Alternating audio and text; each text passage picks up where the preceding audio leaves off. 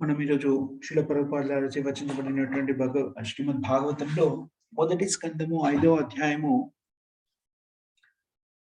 17 మరియు 18 శ్లోకాలని చర్చించుకుంటున్నాం.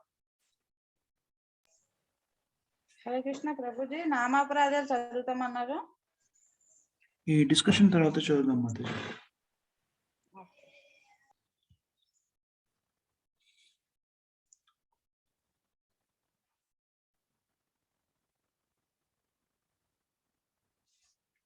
సర్వధర్మాన్ పరిత్యజ్య మామేకం శరణం వ్రజ అహం పాత్ సర్వ పాపేభ్యో మోక్షేషామశ.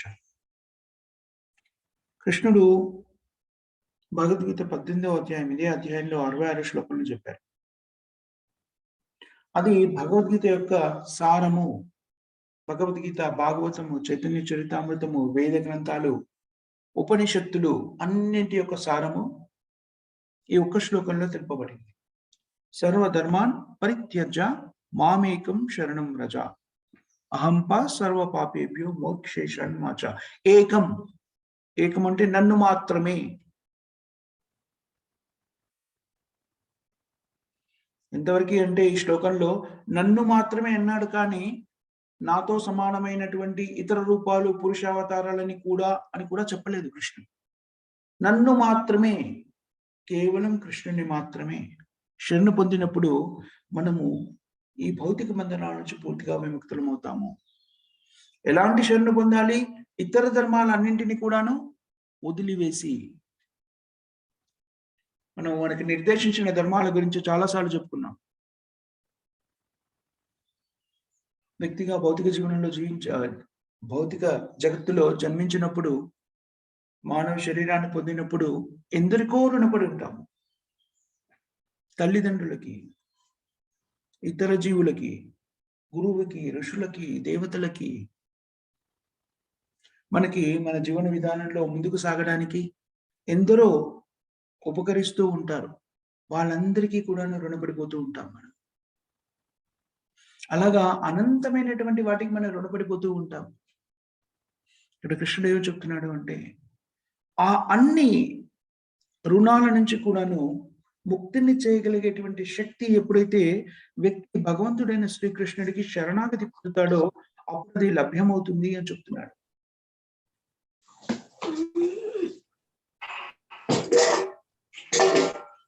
భగవద్భక్తిలో సంపూర్ణంగా స్థిరపడ్డప్పుడు మనం ఈ ముక్తిని పొందగలుగుతాము. ఈ శ్లోకంలో కూడాను సర్వధర్మాన్ పరిత్యజ్య మామేకం శరణం వ్రజ అనేటువంటి భగవద్గీత యొక్క విధి విధానాన్ని ఈ శ్లోకంలో ఇక్కడ నారదుడు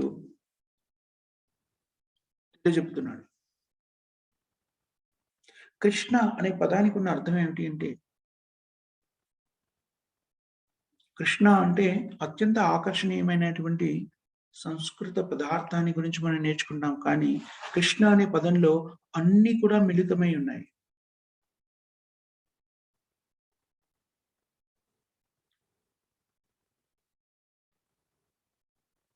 కృష్ణ అనే నామాన్ని ఒక్కసారి మనం జపించినట్లయితే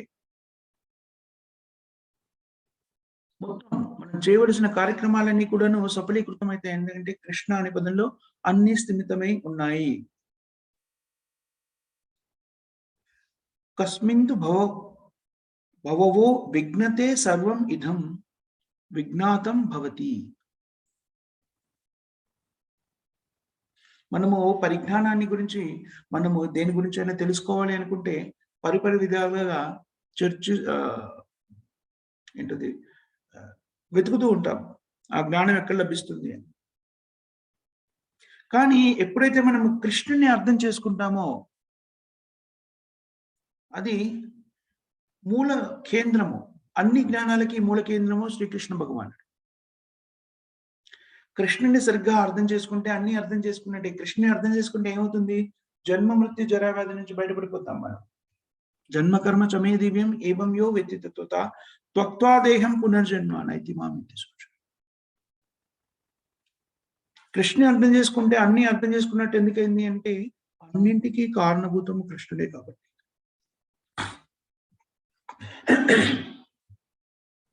మనం ఒకసారి నేర్చుకున్నాం, చతుర్విధ భజంతే మాం జనాస్తు సుకృతినోర్జున ఆర్దో జిజ్ఞాసుడు అర్థాది జ్ఞానేశ భరతస్భజ. 4 రకాలైన వ్యక్తులు భగవంతుడైన శ్రీకృష్ణుని ఆరాధించడానికి వస్తారు. కొంతమంది కేవలం నమ్మకం ద్వారా, విశ్వాసము, పరిజ్ఞానం ఏమీ ఉండదు, కేవలం విశ్వాసం, సెంటిమెంట్. ప్రభుపాదుల వారు మనకు సందర్భంలో చెప్తారు, ఫిలాసఫీ వితౌట్ ఏంటిది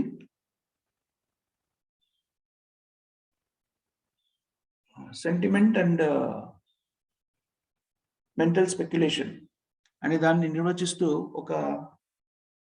కొన్ని పదాలను వినియోగిస్తారు. ఎవరికైనా గుర్తుందా అది? మనం ఇంతకుముందు చర్చించుకున్నాం.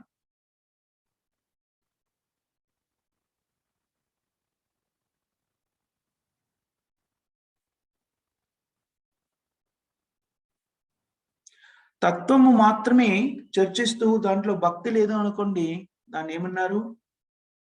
మానసిక కల్పనలు అన్నారు. భక్తి మాత్రమే ప్రకటిస్తూ, అంటే భక్తి అంటే అర్చన అలాంటి ఆచార విధులను మాత్రమే స్థిరపడి పరిజ్ఞానము, దాని వెనుక ఉన్నటువంటి తత్వం తెలియదు అనుకోండి, దాన్ని ఏమన్నారు? నమ్మకము అన్నారు. కృష్ణ చైతన్యము రెండింటిని సమపాలల్లో స్థిరపరుస్తుంది.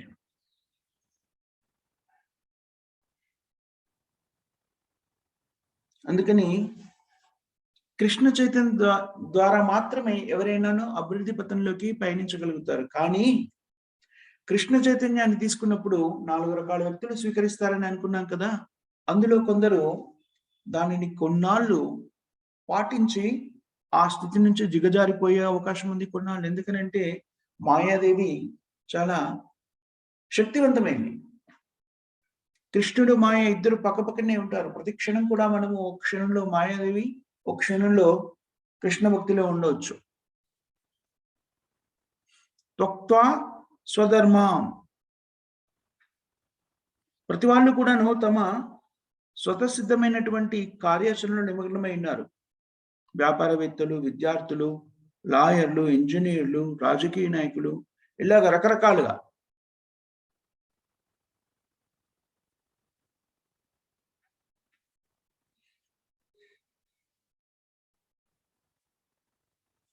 వాళ్ళందరూ కూడాను భక్తి మార్గంలో స్థిరపడగలిగితే వాళ్ళ స్థితి నుంచి ముక్తులవుతారు. నారదుడు అదే విషయం చెప్తున్నాడు. కృష్ణుడు అదే విషయం చెప్పాడు. అన్ని వదిలేసి నన్ను శరణు పొందండి అని చెప్పాడు.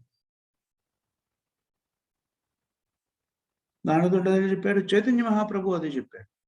భగవంతుడైన కృష్ణుని శరణు పొందండి అని చెప్పాడు.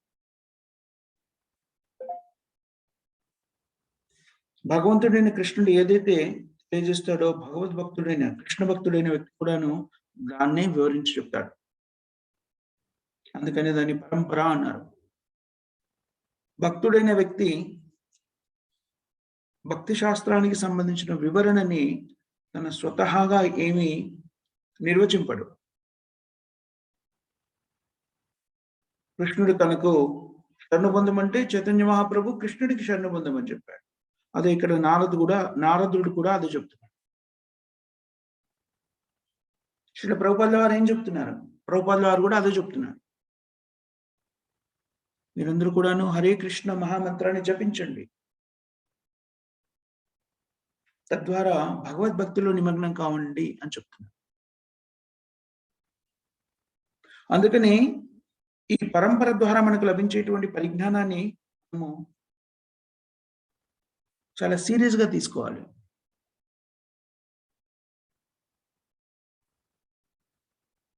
ఎవరైతే భక్తిలో దృఢత్వాన్ని కలిగి ఉంటారో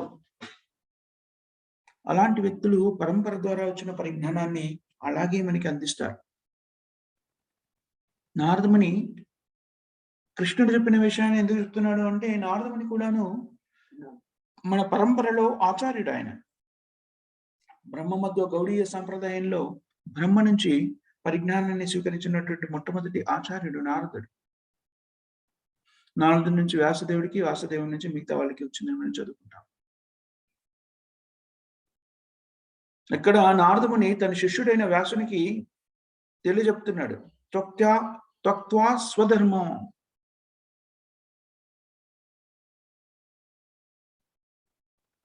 వాళ్ళ స్వధర్మాన్ని వదిలిపెట్టి ఏం చేయాలని చెప్తున్నాడు? చరణాంబుజం.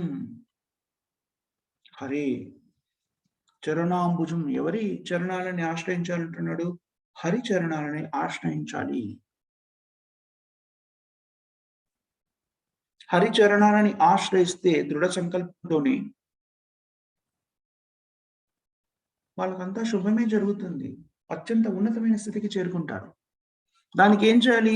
ఈ రోజు ఎవరైనా నిర్ణయించుకుని అనుకోండి, ఓకే నేను ఈ రోజు నుంచి హరే కృష్ణ మహామంత్రాన్ని జపించడంలో నిమగ్నం అవుతాను. హరినామాన్ని జపించడం తప్ప ఇతర కార్యక్రమాల్లో నేను నిమగ్నం కాను అని ఎవరైనా నిర్ణయించుకుంటే భజన క్రియలో మాత్రమే స్థిరపడతాడు.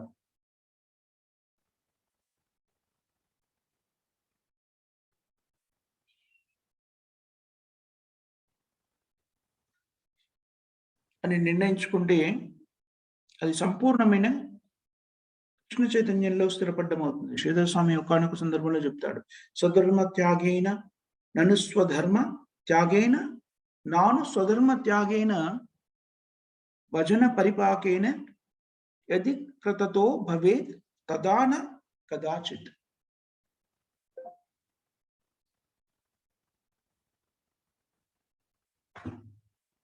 కానీ యది పునర్ అపక్వ ఏవం మ్రియతే, అపక్వ ఏవం మ్రియతే. ఎవరైనా భక్తి మార్గంలో స్థిరపడి దాని పరిపూర్ణతని చెందించుకోకుండా మధ్యలోనే వదిలేస్తే పరిపక్వతను చెందడానికి ముందే వ్యక్తులు మృత్యువాత కూడా పడవచ్చు. మృత్యువు ఏ క్షణంలోనైనా ఎవరినైనా కబళించవచ్చు. అందుకని కృష్ణ చైతన్య మార్గంలో స్థిరపడి ఉన్నప్పటికీ దానిలో పరిపక్వతని, సంపూర్ణ పరిపక్వతని సంపాదించడానికి ముందే ఒక్కొక్కసారి మనం ఈ శరీరాన్ని త్యాగం చేయవలసిన అగత్యం ఏర్పడవచ్చు. లేకపోతే మాయాదేవి ప్రభావం చేత మన విధుల నుంచి దిగజారిపోవచ్చు.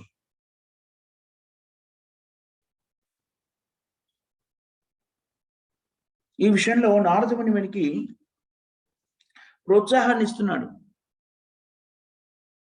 ఏమని చెప్తున్నాడు? అలా జరిగితే పునర్ ఏవ తతో స్వేద్వా.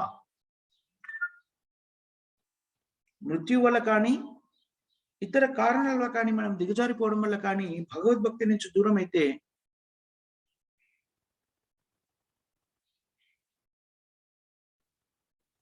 అప్పుడు ఏం జరుగుతుంది?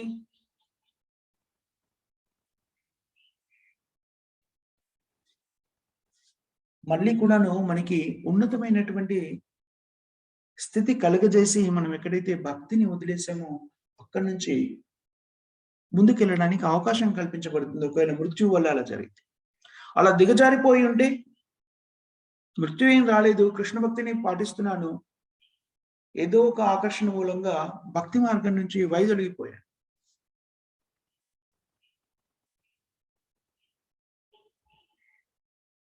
సో మన ధర్మాన్ని మనము నిర్వర్తించడంలో విఫలమయ్యాం కాబట్టి కొంత శిక్ష అనేటువంటిది ఉంటుంది.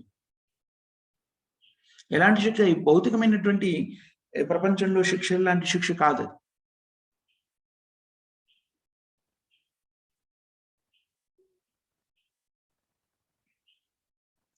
నారదముని ఏం చెప్తున్నాడంటే, ఒకవేళ మీరు మీ స్థితి నుంచి వైదొలిగిపోయినా కూడాను, భక్తి మార్గంలోంచి దిగజారిపోయినా కూడాను దానివల్ల ఎలాంటి నష్టము లేదు.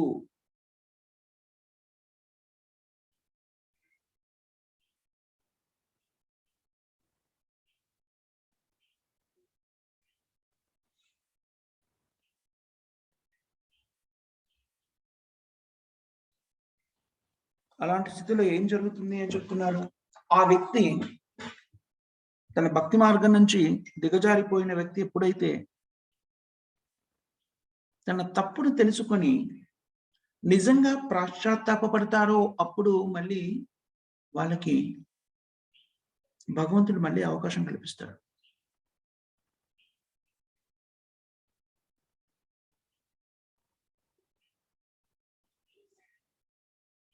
మనము దీనికి సంబంధించి అనేకమైనటువంటి ఉదాహరణలు మన శాస్త్రంలో చూస్తాము. పరీక్షిత్ మహారాజు ఒకానొక సందర్భంలో పరిస్థితుల ప్రభావం చేత, కలి ప్రభావం చేత ఒక చిన్న పొరపాటు చేశాడు. ఏమిటది? సౌమికముని యొక్క మెడలో చనిపోయిన పామును వేసొచ్చేశాడు. కానీ రాజభవనానికి రాగానే తన శిరస్సు మీద ఉన్నటువంటి కిరీటాన్ని తొలగించగానే మళ్ళీ అతను ఆ కలి ప్రభావం తొలగిపోయింది. ఎందుకంటే బంగారాన్ని ధరించి ఉన్నాడు. శిరస్సు బంగారు కిరీటాన్ని ధరించి ఉన్నాడు. ఆ కిరీటంలో కలి ప్రవేశించాడు. తద్వారా ఆ స్థితికి లోనయ్యాడు. ఎప్పుడైతే అది తొలగిస్తాడో వెంటనే మళ్ళీ ఆలోచించడం మొదలెట్టాడు. అదేమిటి, నేను ఘోరమైన తప్పిదం ఎందుకు చేశాను?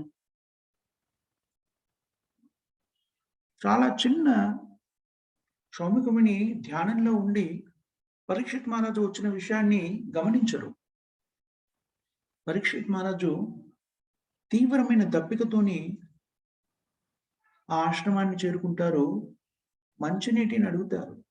కానీ శౌనకముని సంపూర్ణమైన ధ్యానంలో ఉండి పరీక్షిత్ మహారాజు వచ్చింది కానీ, ఆయన మాట్లాడింది కానీ, అడిగింది కానీ ఏమి వినరు. దాన్ని చూసి క్రోధోద్రిక్తుడైనటువంటి పరీక్షిత్ మహారాజు గొప్ప భక్తుడు, కానీ ఆ క్షణంలో కలి ప్రభావానికి లోనయ్యాడు. కలి ప్రభావానికి లోనే అక్కడే చుట్టూ ఉన్నటువంటి పరిసరాల్లో ఒక చచ్చిపోయిన పాము పడి ఉంటే దాన్ని తీసి శౌనకముని యొక్క మెడలో వేసి వెళ్ళిపోతాడు.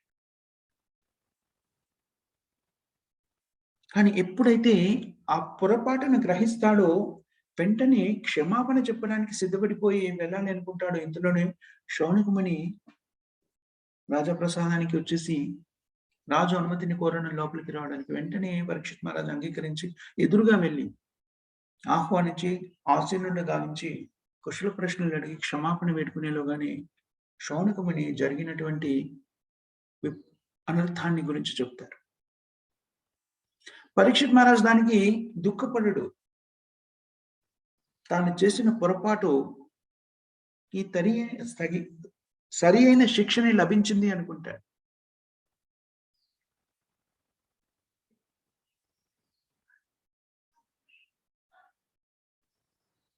అలాగే మనము ఇక్కడ ఈ సందర్భంలో మనకి భాష్యంలో వివరిస్తూ శ్రీల ప్రభుపాద వారు చిత్రకేతు గురించి వివరిస్తుంటారు.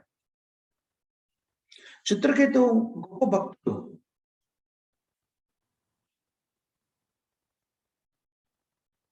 ఒకానొక సందర్భంలో ఒక పొరపాటు చేస్తారు. ఏమిటది? పొరపాటులా కనబడేటువంటి ఒక కార్యక్రమం చేస్తాడు. నిజానికి చిత్రకేతు చేసినటువంటి ఆ పనిలో కూడాను మంచి ఉద్దేశమే ఉంది, కానీ అది పొరపాటుగా కనబడుతుంది. అదేమిటి అంటే, ఆయన పయనిస్తూ ఒకానొక సందర్భంలో కైలాసంలో శివుణ్ణి చూస్తారు. శివుడేమో ఆ క్షణంలో పార్వతీదేవిని తన తొడ మీద కూర్చోబెట్టుకొని తత్వాన్ని బోధిస్తూ ఉన్నారు. దాన్ని చూసి చిత్రకేతుడు నవ్వుతాడు. ఏమనంటాడు? సామాన్యులు కూడాను అందరి ముందు ఇలాగా భార్యని తమ ఒళ్ళో కూర్చోబెట్టుకోరు. అలాంటిది మీరు పార్వతీదేవిని మీ ఒళ్ళో కూర్చోబెట్టుకున్నారు. దానివల్ల వైష్ణవ అపరాధం జరుగుతుంది. పరమశివుడు గొప్ప భక్తుడు. వైష్ణవానాం యథాశంభు.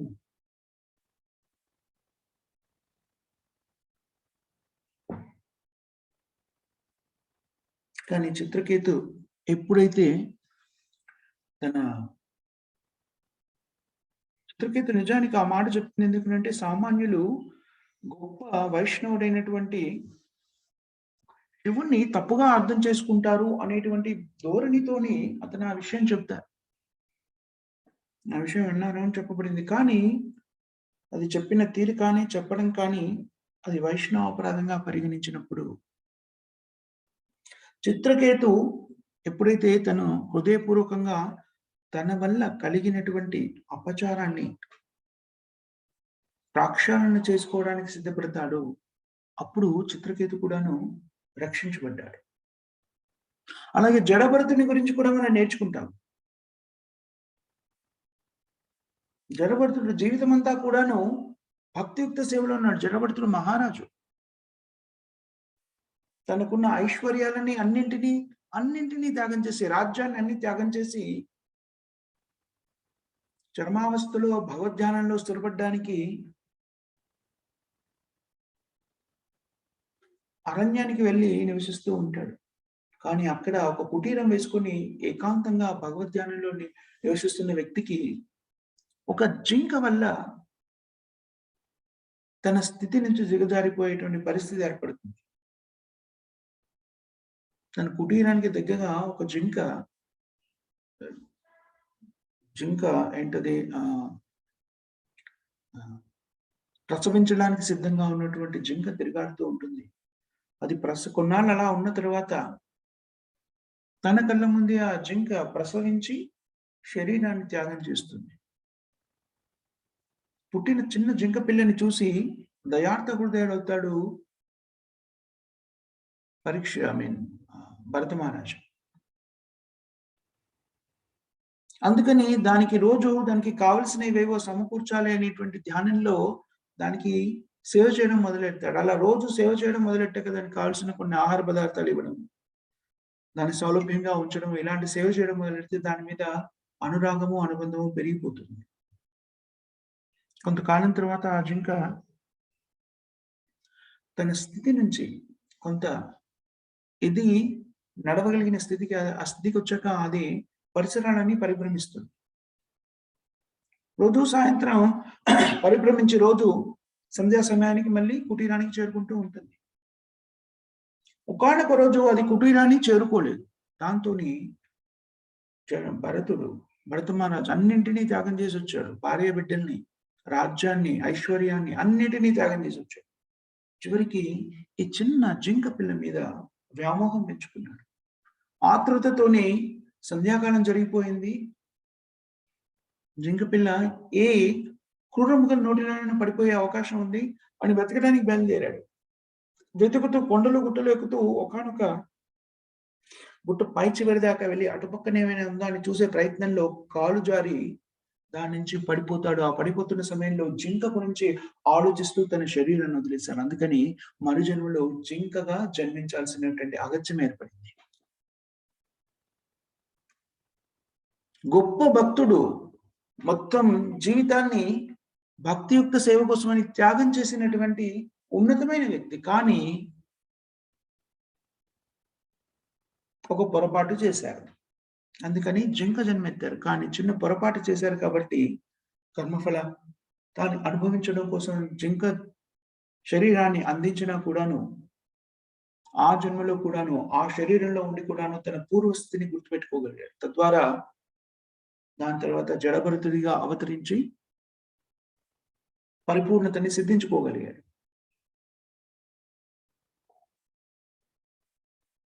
సో ఇక్కడ మనకి ఈ ఉదాహరణని చెబుతూ నారదముని మనకి ఒక గ్యారంటీని ఇస్తున్నారు. ఒకవేళ కనుక వ్యక్తి భక్తి మార్గంలో సంపూర్ణత్వాన్ని సిద్ధించుకోకుండా పతనం చెందితే అప్పుడు కూడాను బాధపడవలసినటువంటి పని లేదు. ఎందుకంటే స్వల్పమపియస్య, కొంచెమైనా సరే మన భక్తి మార్గంలో స్థిరపడి ఉన్నట్టయితే మనకి అది ఘోరమైనటువంటి అపాయం నుంచి మనల్ని రక్షిస్తుంది.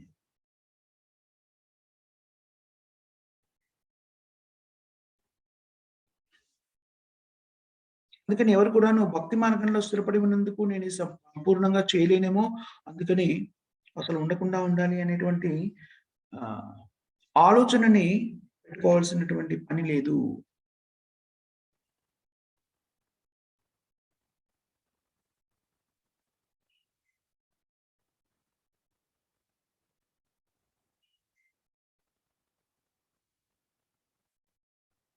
భక్తి మార్గంలో స్థిరపడ్డప్పుడు వ్యక్తులు సంపూర్ణంగా దాని పరిపూర్ణతని సిద్ధించుకోకపోవచ్చు ఒక్కొక్కసారి.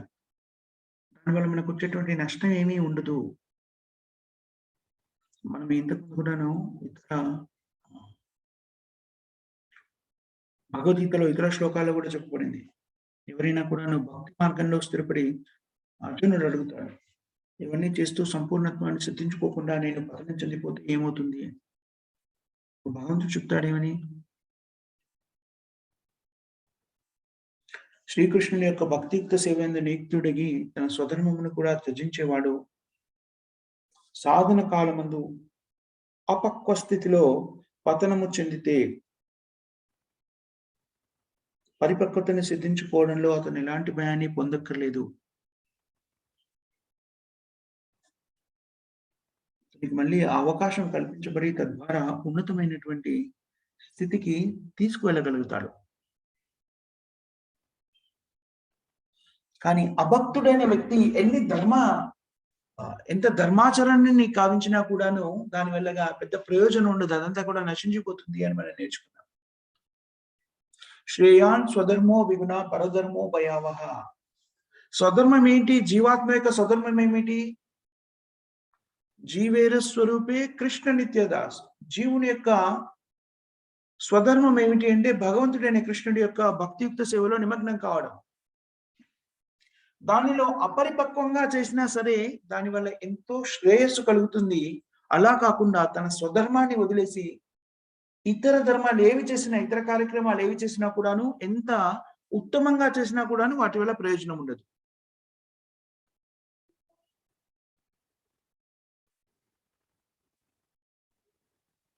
భక్తిలో ఎలాంటి నష్టము జరగదు.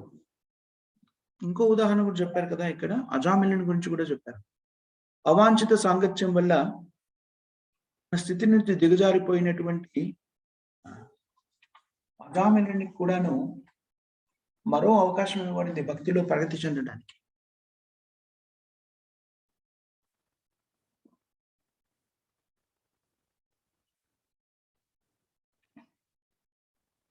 భక్తియుక్త సేవలో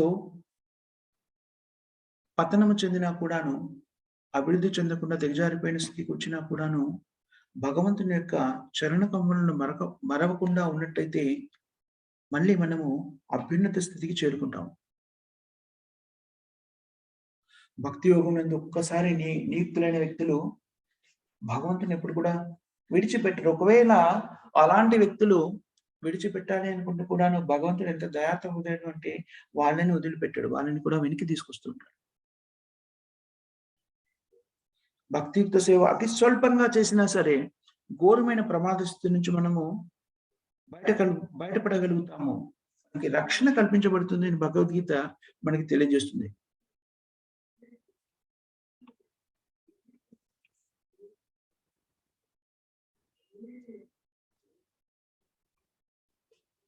అందుకని తత్వజ్ఞానాన్ని సంతరించుకున్నటువంటి వ్యక్తులు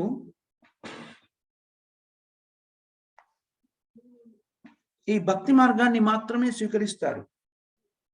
బ్రహ్మలోకం నుంచి మొదలెడితే పాతాళలోకం వరకు ఎక్కడ పరిభ్రమించినా కూడా లభించని ప్రయోజనము ఈ భక్తి మార్గం ద్వారా మనకి లభిస్తుంది. భక్తి మార్గంలో స్థిరపడి మన ప్రయత్నం మనం చేస్తూ ఉన్నట్టు మన విద్యుక్త ధర్మాన్ని మనం నిర్వర్తిస్తూ ఉన్నప్పుడు మనకు కావలసినటువంటి భౌతిక ఇంద్రతృప్తులు కూడా ఎంతవరకు ఏ మోతాదులో అవసరమో అవి మనకి లభిస్తూనే ఉంటాయి. భౌతిక జీవన విధానంలో వ్యక్తులందరూ కూడా తమకు నిర్దేశించిన దానికన్నా ఎక్కువ పొందాలని ప్రయత్నం చేస్తూ ఉంటారు. కానీ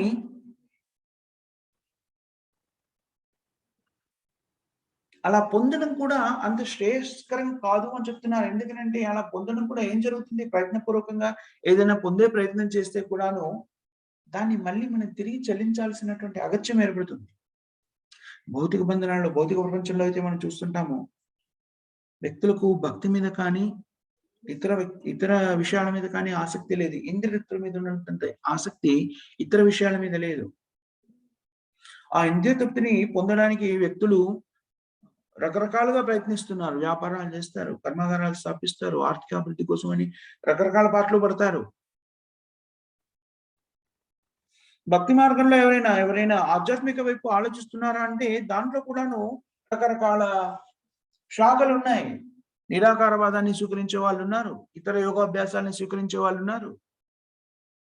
ఇతర లోకాలకు వెళ్ళాలి అనుకునే వాళ్ళున్నారు. ఇవన్నీ కూడాను అధిక భోగాలు పొందడానికి ఉపయుక్తంగా ఉంటుంది కానీ, మనము మన నిజ స్థితికి వెళ్ళడానికి అంతగా ఉపయోగపడదు. ఇక్కడ ప్రభుపాద గారు ఇంకో విషయం కూడా చెప్తున్నాడు. మరికొందరు ఏం చేస్తారు? యంత్రాల సహాయంతోని, రాకెట్లు ఇలాంటి వాటితోని ఇతర గ్రహాలకు వెళ్ళి అక్కడ అందే సౌఖ్యాలని పొందాలి అని అనుకుంటారు. కానీ ఆ విధంగా ఎప్పుడు కూడాను భౌతిక విధానాల ద్వారా మనము ప్రకృతికి విరుద్ధంగా దేనిని పొందలేము. దీన్ని ప్రయత్నించి విఫలమైన వ్యక్తులు మనకు తెలుసు చరిత్రలో. రావణుడు అలాగే అనుకున్నాడు. స్వర్గానికి వేదకర్మల ద్వారా యజ్ఞయాగాదులను నిర్వర్తించి స్వర్గానికి వెళ్ళడానికి కావలసినటువంటి యజ్ఞయాగాదులు, కర్మలు నిర్దేశించబడ్డాయి. వాటి ద్వారా కాకుండా ఎవరు కావాలంటే అలా నిచ్చెనెక్కేసి, మెట్లెక్కేసి స్వర్గానికి వెళ్ళిపోయే స్థితిని కలుగజేయాలి అనుకున్నాడు. అది సాధ్యపడలేదు.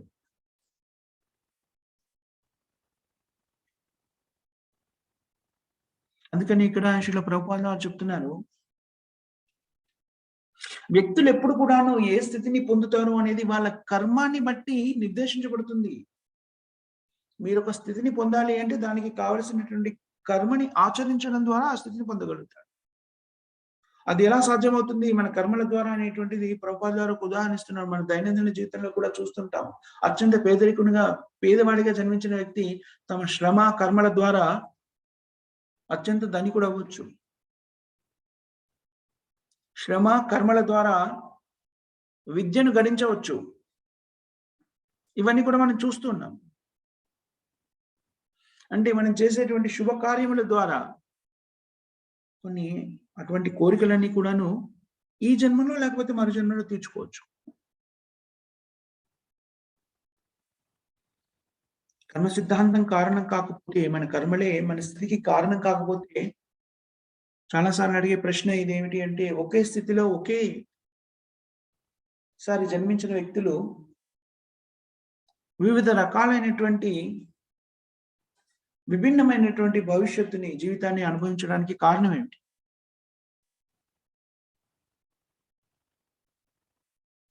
తత్వబుద్ధి కలిగినటువంటి వ్యక్తి ఎవరైతే ఉంటారో, భగవత్ పరిజ్ఞానాన్ని ఎవరైతే సంతరించుకుంటారో అలాంటి వ్యక్తులు ఈ విషయాల వైపు ఆసక్తిని చూపరు.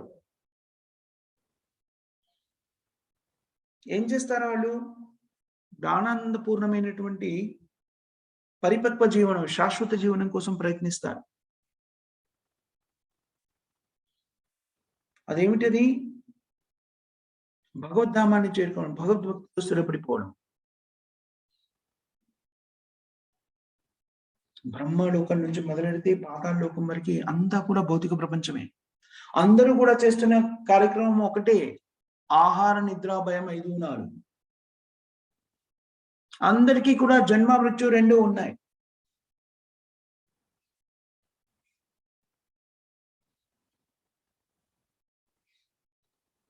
మనం ఇక్కడ భౌతిక జీవితంలో ఎలాంటి అనుభూతులనైతే పొందుతున్నామో, కొన్ని మార్పులతోని, చేర్పులతోని అలాంటి అనుభూతులే ఇతర లోకంలో కూడా ఉంటాం. మనం బ్రహ్మలోకానికి పోయినా కూడా ఇదే స్థితి, జన్మ మృత్యు అనేటువంటివి ఉన్నాయి.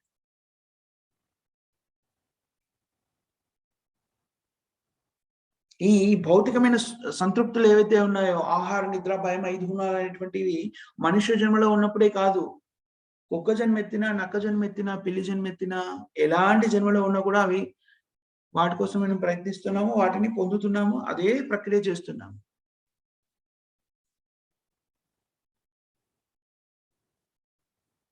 ఒక్కొక్క జీవికి ఒక్కో రకంగా ఉంటుంది. కుక్కకు కలిగే ఆనందం ఒక రకంగా ఉంటుంది, మనిషికి కలిగే ఆనందం ఒక రకంగా ఉంటుంది. వాళ్ళు ఆనందాన్ని పొందే పద్ధతులు వేరుగా ఉండవచ్చు కొంచెం. కానీ జన్మ మృత్యు జరా వ్యాధి చక్రము, బ్రహ్మలోకానికి వెళ్ళినా కూడాను జన్మ మృత్యు అనేటువంటి చక్రం నుంచి మనం బయటపడట్లేదు. వ్యక్తులకి ఈ భౌతిక ప్రపంచంలోకి పంపించినప్పుడు వాళ్ళ కర్మలను బట్టి ఎలాంటి స్థితిని పొందాలి, ఎలాంటి ఆనందాన్ని పొందాలి, ఎంతవరకు పొందాలి, వాళ్ళకి ఏదైతే నిర్దేశించబడిందో ఆ కర్మల ప్రకారంగా వాళ్ళకి లభిస్తూ ఉంటుంది. వాళ్ళ కర్మానుసారంగా వాళ్ళు ఎంత పొందాలో దానికన్నా ఎక్కువ గాని, తక్కువ గాని ఎప్పుడు కూడాను లభించదు. ఒకవేళ ఎవరైనా దానికన్నా ఎక్కువ పొందితే కూడా ఏమవుతుంది అది? రుణగ్రస్తుడవుతాడు. మళ్ళీ అది తిరిగి చెల్లించాల్సినటువంటి అగత్యం ఏర్పడుతుంది. అందుకని ఈ పరిజ్ఞానం అంతా కర్మ సిద్ధాంతాన్ని సరిగ్గా తెలుసుకున్న వ్యక్తి ఈ భౌతిక బంధనాలలో స్థిరుడు కావాలి అనుకోడు. కాకుండా ఏమనుకుంటాడు? ఈ పరిజ్ఞానం అంతా తెలిసినప్పుడు శాశ్వతమైన స్థితికి వెళ్ళాలనుకుంటాడు. ఈ జన్మ మృత్యు జరావ్యాధి చక్రం నుంచి బయటపడాలి అనుకుంటాడు. ఈ భగవద్భక్తిని తాను పొందడమే కాకుండా ప్రపంచానికి అంతటికి కూడా అందించాలనుకుంటాడు. కానీ అజ్ఞానంతో ఉన్నటువంటి వ్యక్తులు ఎప్పుడైతే మనం ఈ భౌతిక జీవన విధానంలో సంచరిస్తూ ఉంటామో, భౌతిక జీవనాన్ని మన జీవన లక్ష్యంగా ఏర్పరచుకుంటామో, కామ్యకర్మల్లో నిమగ్నమై ఉంటామో, అలాంటి వ్యక్తులు ఏం చేస్తారు? ఇప్పుడు ఎవరైనా చూడండి, వాళ్ళు జీవిత కాలం అంతా కూడాను శ్రమించి మీరేం చేశారు అంటే వాళ్ళు చెప్పేది ఏమిటి అంటే అన్ని కష్టాలే అని చెప్తారు.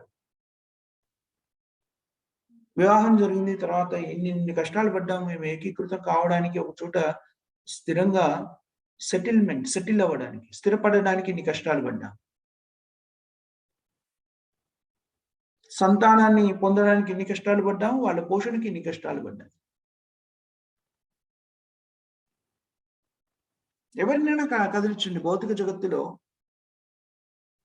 కష్టాల చిట్టాని పుస్తక రూపంలో రాస్తే గ్రంథాలుగా రాయొచ్చు కుప్పల కష్టాలు. అయినా కూడా మనం ఈ కష్టాలన్నీ అనుభవించి మన పిల్లలకి ఏమనుకుంటాం? మళ్ళీ వాళ్ళని కూడా ఈ చక్రంలోనే బంధింపజేయాలనుకుంటాం. దౌర్భాగ్యమైన స్థితి.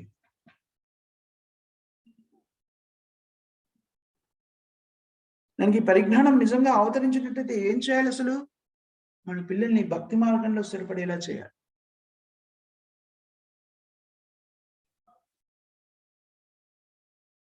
శ్రీమద్ భాగవతంలో ఒకానొక సందర్భంలో మనం చర్చించుకున్నాం.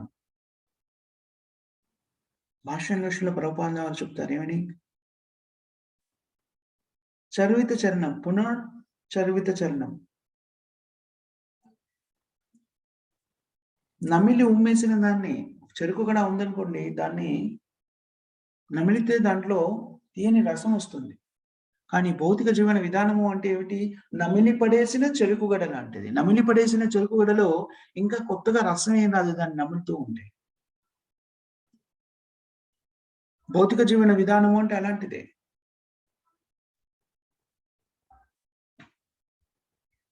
దురదృష్టకరమైన విషయం ఏమిటంటే మనం దీన్ని అనుభవించి కూడాను కొందరు పరిజ్ఞానం లేకపోవడం మూలంగాను మళ్ళీ దాంట్లోకి మన సంతానాన్ని కూడా ప్రవేశపెట్టారు. నిజమైన జ్ఞానవంతులు ఏం చేస్తారు? నిజమైన కరుణ, ప్రేమ, అభిమానము, అనురాగము ఉన్నటువంటి వ్యక్తులు తన సంతానాన్ని ఏం చేస్తారు? ఈ నువ్వేవైతే కష్టాలు అనుభవించావో నీ జీవితంలో, దాంట్లో నీ సంతానము అలాంటి కష్టాన్ని నీ సంతానం అనుభవించకుండా ఉండాలి అనుకుంటారు. కానీ మూర్ఖత్వము, అజ్ఞానము మూలంగా ఏం చేస్తారు? నాలాగే వాళ్ళు కూడా వివాహం చేసుకోవాలి, గృహస్థ జీవితంలోకి రావాలి, వాళ్ళు కూడా కష్టాలు పడాలి, ఆ గృహస్థ జీవనాన్ని ముందుకు తీసుకెళ్ళడానికి వాళ్ళు కూడా కష్టాలు పడాలి వాళ్ళ సంతానంతోని. ఇవన్నీ ఆలోచించరు. ఆలోచించకుండా వాళ్ళని కూడా ఇదే స్థితిలోకి దిగజార్చే ప్రయత్నం చేస్తుంటారు. ఈ పరిజ్ఞానాన్ని సంతరించుకున్న వ్యక్తులు ఏం చేయాలి అంటే తన సంతానాన్ని భగవద్భక్తి కోసమని వినియోగించాలి. భక్తి మార్గంలో వాళ్ళు భక్తిలో ముందుకెళ్ళడమే కాకుండా ఇది ప్రపంచానికంతా కూడా అందించడానికి తోడ్పడేలాగా, సంపూర్ణ భక్తిలో స్థిరపడేలాగా వాళ్ళని ప్రోత్సహించాలి.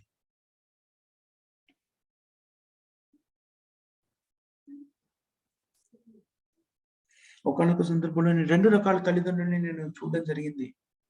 బ్రహ్మచారి ఆశ్రమాన్ని స్వీకరించినప్పుడు ఎవరైనా భక్తులు ఉన్నత విద్యను అభ్యసించినప్పుడు ఈ ప్రోగ్రామ్స్ అన్ని కూడా ఎక్కడ జరిగేవి అంటే medical college, engineering college, IIT, IIM ఇలాంటి కళాశాలలో భక్తులు వెళ్ళి భగవత్ ప్రచారాన్ని చేసేవారు. భగవద్గీతని, శ్రీమద్ భాగవతాన్ని బోధించేవారు. దానికి ప్రభావితులై దానిలోని సారాన్ని అర్థం చేసుకొని అలాంటి విద్యా సంస్థల్లో విద్యను అభ్యసిస్తున్న వాళ్ళు సాధారణంగానే కొంచెం పరిజ్ఞానవంతులై ఉంటారు. అందుకని దీన్ని విశదీకరించి శాస్త్రాన్ని వివరించి చెప్పినప్పుడు వాళ్ళు సత్యాన్ని గ్రహించి వాళ్ళ విద్యాభ్యాసాన్ని ముగించిన తర్వాత శిల ప్రభుపాద కూడా చెప్పేవారు ఏమిటంటే విద్యను అభ్యసిస్తున్నప్పుడు దీంతో ప్రభావితమైతే వెంటనే మీరు విద్యను ఆపేయకండి. ఏదైతే విద్యని నేర్చుకుంటున్నారో దాన్ని పూర్తి చేయండి. ఇంజినీరింగ్ చేస్తున్నారనుకోండి, సెకండ్ ఇయర్‌లో ఉంటే ఇంజినీరింగ్ పూర్తి చేయండి. అప్పటి వరకు మీరు విద్యార్థిగా ఉండే దీన్ని పాటించి దాన్ని పూర్తి చేసిన తర్వాత మీరు ఒకవేళ గనక భక్తియుక్త సేవలో నిమగ్నం కావాలంటే బ్రహ్మచర్య ఆశ్రమాన్ని స్వీకరించండి అని చెప్పేవారు. అలా స్వీకరించినప్పుడు కొన్నిసార్లు కొంతమంది తల్లిదండ్రులు, చాలా మంది తల్లిదండ్రులు వచ్చేసి వేదన చెందే వాళ్ళు ఏమని అంటే, అయ్యయ్యో! నా కొడుకేంటి మళ్ళీ సంసార జీవితాన్ని పొందడం లేదు. నాలాగే వాడు పెళ్లి చేసుకోవాలి, పిల్లల్ని కనాలి, నాలాగే కష్టపడాలి. మొత్తం జీవితం నీ గురించి ఏమయ్యా నువ్వు ఇంతమంది ఆహ్, వివాహం చేసుకొని ఇంతమంది సంతానాన్ని కని ఇదంతా ఈ పోషణ అంతా చేసావు కదా! ఆనందంగా ఉన్నావంటే, లేదండి ఎన్ని కష్టాలు, జీవితమంతా కష్టాలు. మరి ఇదంతా కష్టతరమైంది కదా! మరి మీ పిల్లవాడిని కూడా దాంట్లోకి ఎందుకు తీసుకెళ్ళాలనుకుంటున్నారు? అంటే సమాధానం ఏముండదు. అందుకని అలాంటి వాళ్ళు ఏమనుకుంటారు అంటే, అయ్యో! నా పుత్రుడు నా జీవితాన్ని వృధా చేసుకుంటున్నాడు అని బాధపడుతూ చెప్పేవాళ్ళని కూడా చూసాను నేను. కానీ వచ్చి కొన్నాళ్ళు భక్తి మార్గంలో స్థిరపడ్డాక వాళ్ళ అభిప్రాయం మారే వ్యక్తులను కూడా చూసాను. అలాగే ఇంకొంతమందిని చూసాను. చాలా మంచి పని చేస్తున్నారు నా కుమారుడు. నా కుమారుడి వల్ల నాకు ఆనందం కలుగుతుంది. నాకు ఇంకో కుమారుడు ఉంటే కూడా బాగుండేది. వాడిని కూడాను ఈ భక్తియుక్త సేవలో నిమగ్నం చేసి ఉండేవాడిని. తద్వారా భగవద్గీత ప్రచారానికి వినియోగించేవాడిని అని చెప్పిన కొంతమంది తల్లులను కూడా నేను చూశాను. సో, ఈ పరిజ్ఞానాన్ని మనం ఎంతగా అవగతం చేసుకుంటే, అంత స్థిరత్వంతోని మనము మన జీవితాన్ని ఎలా కొనసాగించాలి అనేటువంటిది నిర్ణయించుకోగలుగుతాం. భౌతిక ప్రపంచంలో మనం ఈ మానవ శరీరంలో భౌతికంగా అనుభవించే సుఖాలు ఏవైతే ఉన్నాయో, అవి అన్ని జీవాత్మలకి లభిస్తుంది. ఎలాంటి జీవాత్మైనా ఆ సుఖాన్ని పొందుతుంది. ప్రత్యేకంగా మనిషి జన్మే ఎత్తక్కర్లేదు. ఆహార, నిద్ర, భయం 5, 4 కోసం. కానీ మనిషి జన్మ ఎత్తినప్పుడు కానీ, ఈ జన్మ మృత్యు జరావధి చక్రం నుంచి బయటపడే అవకాశము కేవలం మనిషి జన్మలో ఉన్నటువంటి జీవాత్మకు మాత్రమే లభిస్తుంది. కుక్క, పిల్లి, నక్క ఇలాంటివన్నీ కూడాను కూర్చొని భగవద్గీత, భాగవతాన్ని పారాయణం చేయలేవు. వాటి గురించి అర్థం చేసుకోలేవు. హరే కృష్ణ మహామంత్రాన్ని జపించలేవు. అవి చేసే పని ఇదే. ఆహార, నిద్ర, భయం, 5 ఉన్నాడు. మనం కూడా ఈ పనులని కోటాను కోట్ల జన్మల నుంచి రకరకాల జీవాత్మల్లో ప్రవేశించి రకరకాల శరీరాల్ని జీవాత్మలుగా రకరకాల శరీరాల్ని స్వీకరించి దీన్నే అనుభవిస్తున్నాము. ఇదేం కొత్త విషయం కాదు మనకి.